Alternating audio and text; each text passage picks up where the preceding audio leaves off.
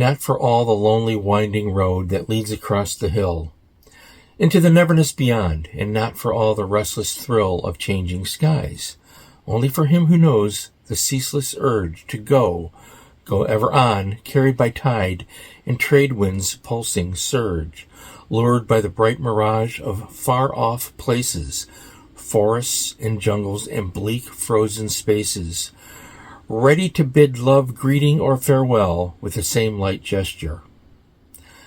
A little bit from Vagabond's Road, from Vagabond's House, by Don Blanding, the 25th edition. This is the early 40s edition, I believe. And Don Blanding, I think I've mentioned before, I decided to do an episode about Don Blanding when I learned that Jimmy Buffett had passed away. Jimmy Buffett, yes, I'm a parrot head and spent many hours at Jimmy Buffett concerts and so forth. It's sad, but I was thinking about Jimmy Buffett and I was thinking about Don Blanding because Don Blanding was one of Jimmy Buffett's influences. In fact, I have an example here. This is a book from 1941, and I don't have a copy with the dust jacket.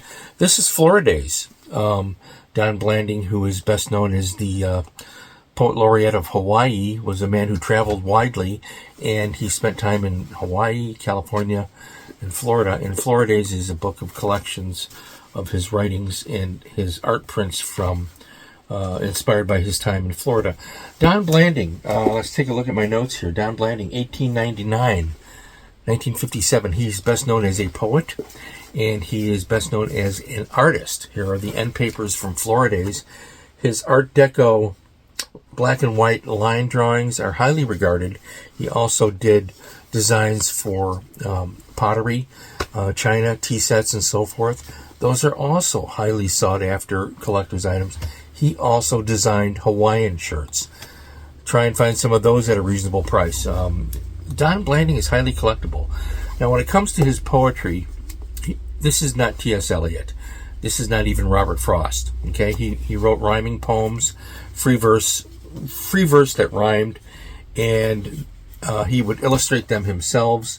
I'm going to have some scans popping up here now and again about some of his line drawings because they're so beautiful. You can actually buy prints of some of his Art Deco stuff on Amazon. And Don Blanding is one of those who was once a best-selling author. He wrote dozens of books. His best-selling all-time title is Vagabond's House, which will magically appear next to me as I hold it up. He wrote Vagabond's House, Songs of the Seven Senses, Let Us Dream, Hula Moons, Stowaways in Paradise, Memory Room, Pictures of Paradise, The Rest of the Road, and on and on. Fun, great material to read. His poetry is simplistic. Again, I said he wasn't T.S. Eliot. He was not highly regarded by the academic community, and he is still not highly regarded by the academic community, but neither was Rod McEwen, and yet they sold millions of books. So Don Blanding is an interesting guy from the past. Both of these editions I have are, by the way, are signed. And it's not unusual because he signed just about everything. So in this one we have, and I'll have a scan of this right here. I think I've mentioned this book before in our early episode. So as far as Jimmy Buffett is concerned, he did this CD, Floridays, where he gives reference in the liner notes to Don Blanding. All right, Floridays, Jimmy Buffett. And I'm a big fan of Jimmy Buffett's music, and I've been listening to it for decades. So it's really sad that he's gone now. I was thinking about Buffett, his influences, how he's influenced people. Buffett was also a writer and so forth. And the influence of Don Blanding, I thought I would get that out there. You can find Don Blanding books easily on eBay. I think Vagabond's House is available on Amazon as a reprint. So, a tip of the hat to Don Blanding, but Jimmy Buffett too. So when it comes to Buffett, I love his music.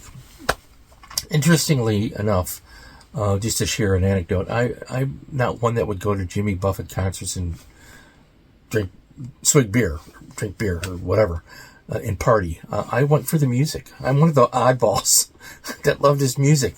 One of my favorite Jimmy Buffett songs is "That's What Living Is to Me" from his Hot Water CD from what was this? Must be the 80s, I think. Yeah, 88 or so. And I'm gonna see. I hope I'll not forget to do this. I'm gonna link down below a video from his YouTube page, which is the song, and in the beginning of that you can hear Jimmy Buffett talking about Mark Twain. So we're going from Don Blanding to Jimmy Buffett to Mark Twain. That's what living is to me. Fins up and bubbles up. The great Jimmy Buffett, and a tip of the hat to Don Blanding, all in one riveting episode here at McNulty's Book Corral. If you get a chance, listen to the song "That's What Living Is to Me," which is my all-time favorite Jimmy Buffett song. I'll see you soon on the Dusty Trail.